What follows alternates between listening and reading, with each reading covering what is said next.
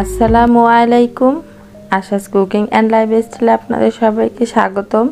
আলহামদুলিল্লাহ, আজকের রোজাটা রেখেছি। আমার ছেলেটাও আমার সাথে উঠেছিল। ওকে ঘুম পাড়াতে গিয়ে তেমনভাবে আর সিহারিটা খাওয়া হয়নি। তারপরেও রোজাটা রেখেছি। আর আমার ছেলেটা সকালে ঘুম থেকে একটু দেরি করেই উঠে, এখন প্রায় 10টা বাজে। আর ও সকালে ঘুম থেকে উঠেই কখনোই কান্না করে না। উঠেই আম্মু আম্মু বলে ডাকবে। আমি গিয়ে যখন মশারির একটা কোণা খুলে দিব, ও বের হয়ে আর একটা কোণা খোলার জন্য ব্যস্ত হয়ে যায়।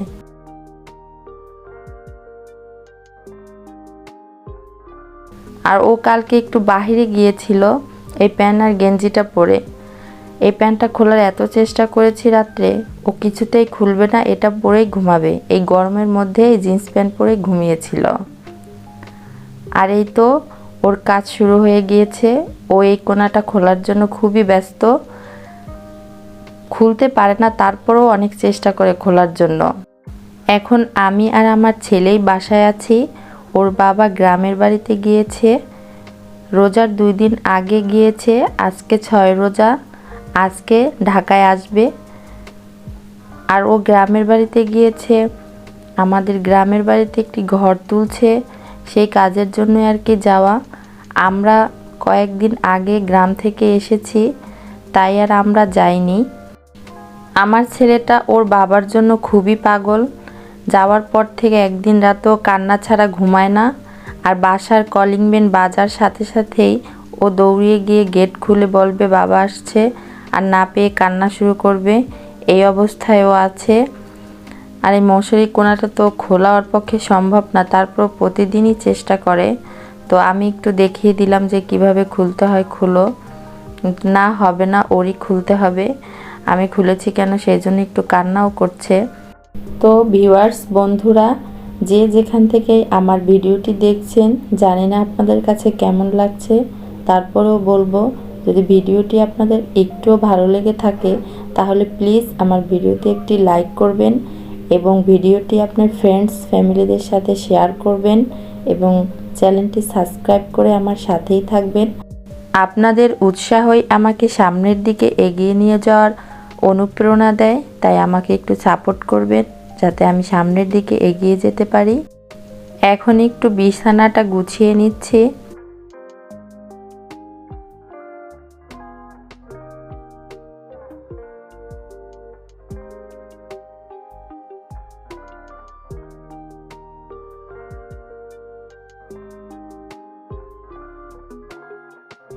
সেই ফাঁকেই ডাইনিং রুমে এসে টেবিল উপরে উঠে আচারের কৌটা এনেও আচার খাচ্ছে। এই আচারটা ওর অনেক পছন্দ। আমার আচারটার জন্য মাঝে মাঝে কান্না করে আচার খাবো বলে। তো এই ফাঁকে ও ব্রাশটা করছে আর আমি ওর খাবারটাও বসিয়ে দিয়েছি চুলায়। এখন ওর জন্য নুডলস রান্না করেছি। ও একটু অসুস্থই, প্রথম রোজা থেকেই অসুস্থ ছিল। খাবার খেলেই বমি করে দিত, তাই এই দুটো ওষুধ আনা। আসলে প্রথম রোজা থেকে মনটা তেমন ভালো ছিল না। ছেলেটা অসুস্থ, এমনিতে তো শুকনা, আরও এখন কিছু খায় না, আরও শুকিয়ে গিয়েছে। খাবার নিয়ে এখন অনেক বায়না করে, খেতে চায় না।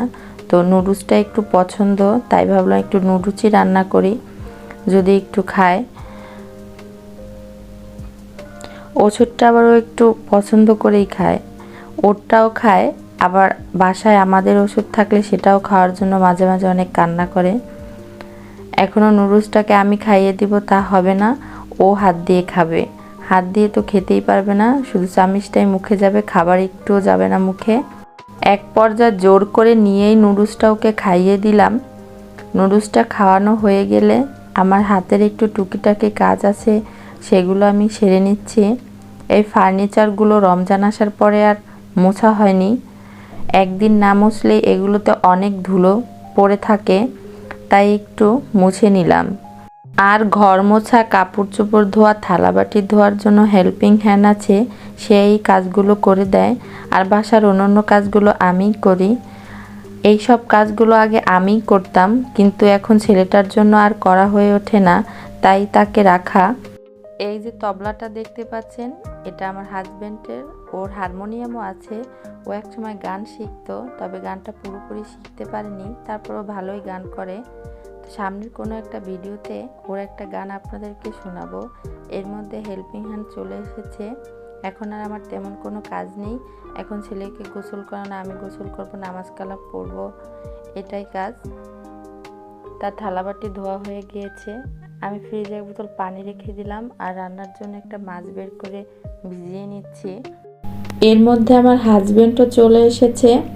তো আমার শাশুড়ি অনেক কিছুই দিয়েছে, এখানে খই দিয়েছে, আম দিয়েছে, আর সে আম দিয়ে একটা আচার বানিয়েছে, আম আর বড়ই দিয়ে, সেটাও দিয়েছে কিছুটা। আর এখানে ছিল ডিম। এই ডিমগুলো বাসায় আনার পর বের করতে গিয়ে ভেঙে গিয়েছে। এই ডিম দিয়ে আজকে আপনাদেরকে একটা রেসিপি শেয়ার করব। এটা আমার হাজবেন্ডের অনেক পছন্দ। আর এখানে ছিল ফ্রোজিং করা আম আর খাঁটি আখের গুড়, আর দিয়েছিল কয়েকটা মাছ। এখানে 3-4 ধরনের মাছ ছিল, মলা মাছও ছিল। তো এর মধ্যে আমার ছেলে ঘুমিয়েছিল আর বাকি কাজগুলো আমি সেরেছি। এখন যেহেতু ছেলে ঘুমিয়েছে, এখন রান্নার কাজটাও সেরে ফেলি। মলা মাছ নিয়েছি এখানে, আর একটা আলুকে ছোট ছোট করে কেটে নিয়েছি, আর কয়েকটা মরিচ ফালি করে নিয়েছি, একটা টমেটো নিয়েছি, আর বেশ কিছুটা পেঁয়াজ কুচি নিয়েছি, আর একটু হলুদ দিয়েছি, 1 চামচ আদা বাটা, 1 চামচ রসুন বাটা, আর 1 চামচ ধনিয়া জিরার গুঁড়া, একটু সরিষার তেলও দিয়েছি, আরও দিব সয়াবিন তেল।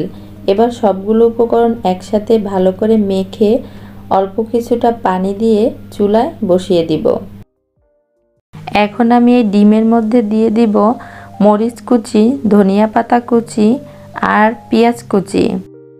আরও দিব 1/2 চামচ আদা বাটা, 1/2 চামচ রসুন বাটা, 1/2 চামচ ধনিয়া জিরার গুঁড়া, আর দিব লবণ।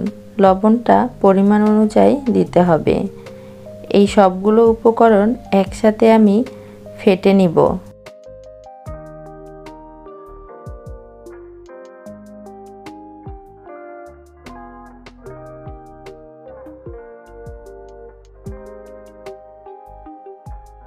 ফেটিয়ে নেওয়া হয়ে গেলে পরিষ্কার একটা পলি ব্যাগের মধ্যে এই ডিমগুলোকে দিয়ে এভাবে করে মুখটাকে গিট দিয়ে আটকে দিব।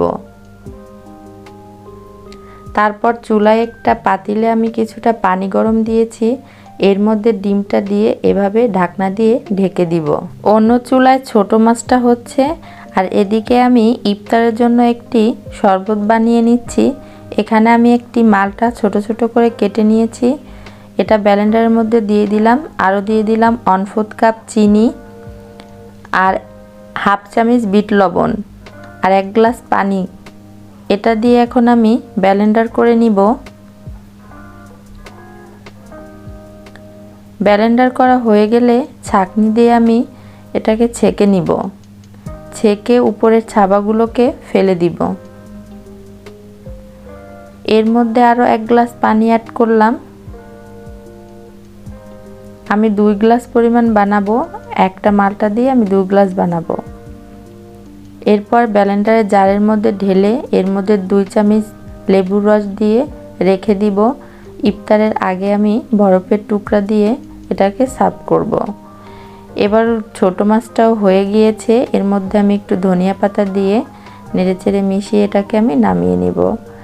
এদিকে আমার এই ডিম সিদ্ধটাও হয়ে গিয়েছে। এখন আমি এই ডিমটাকে ছোট ছোট করে কেটে নিব। চাইলে ডিমটা কিন্তু এভাবেও খাওয়া যায়, এভাবে খেতেও ভালোই লাগে।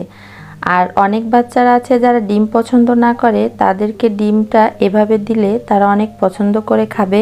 সেক্ষেত্রে মরিচটাকে অ্যাভয়েড করতে হবে। আর এই ডিমটা রান্না করার জন্য আমি চুলায় কড়াইতে তেল দিয়েছি, তেলের মধ্যে পেঁয়াজ কুচি দিয়ে পেঁয়াজটাকে ব্রাউন কালার করে ভেজে তার মধ্যে 1 চামচ আদা বাটা, 1 চামচ রসুন বাটা, আর 1 চামচ ধনিয়া জিরার গুঁড়া, হলুদের গুঁড়া, আর দিয়েছিলাম ফালি করা কাঁচামরিচ। এই মশলাটাকে ভালো করে কষিয়ে আলু দিয়েছি, আলুটাকে ভালো করে কষিয়ে পানিটাকে একটু টানিয়ে তারপরে আমি এর মধ্যে দিয়ে দিয়েছি ডিম। ডিম দিয়ে ভালো করে আলুর সাথে নেড়েচেড়ে কষিয়ে নিতে হবে। কষানো হয়ে গেলে তারপর আমি অ্যাড করব পানি। আমি আলুটা যেহেতু কষিয়ে সিদ্ধ করেই নিয়েছি, তাই একটু পানির পরিমাণটা কম দিয়েছি। যখন পানিটা টেনে এভাবে ঝোলটা গাঢ় হয়ে আসবে, তখন আমি এর মধ্যে ধনিয়া পাতা দিব। তারপরে এটাকে নামিয়ে নিব। এর মধ্যে আমার ছেলে ঘুম থেকে উঠেছে, ও আর বাবার সাথে বাহিরে গিয়েছে, আর আমি এই ফাঁকে আমার সব কাজগুলোকে সেরে নিয়েছি। এই তো রেডি হয়ে গিয়েছে দুইটি রেসিপি আমার, ছোট মাছের চচ্চড়ি আর ডিম দিয়ে আলুর তরকারি। কেমন লেগেছে ভিউয়ার্স বন্ধুরা জানাবেন প্লিজ। এর মধ্যে ইফতারেরও টাইম হয়ে এসেছে প্রায়, তাই আমি ফলগুলোকে ধুয়ে কেটে নিয়েছি। আর এখানে আমি ইফতারের জন্য ছোলা ভুনা করিনি, এই ছোলাগুলো আমার ফ্রোজিং করা ছিল। এই ছোলা ভুনাটার ভিডিওটা আমার চ্যানেলে দেওয়া আছে, চাইলে দেখে নিতে পারেন। আর পেঁয়াজগুলো ফ্রিজে ছিল, শুধু আমি গরম করে নিয়েছি। আর এখানে দু ধরনের শরবত ছিল, অরেঞ্জ জুস আর তরমুজের শরবত। আজকের এই ভিডিওতে 3টি রেসিপি শেয়ার করলাম, ছোট মাছের চচ্চড়ি, ডিম দিয়ে আলুর তরকারি আর অরেঞ্জ জুস। এই ভিডিওটি যদি আপনাদের ভালো লাগে তাহলে প্লিজ একটি লাইক করবেন এবং ভিডিওটি আপনার ফ্রেন্ডস এবং ফ্যামিলির সাথে শেয়ার করবেন। আজকে এই পর্যন্তই। আল্লাহ হাফেজ।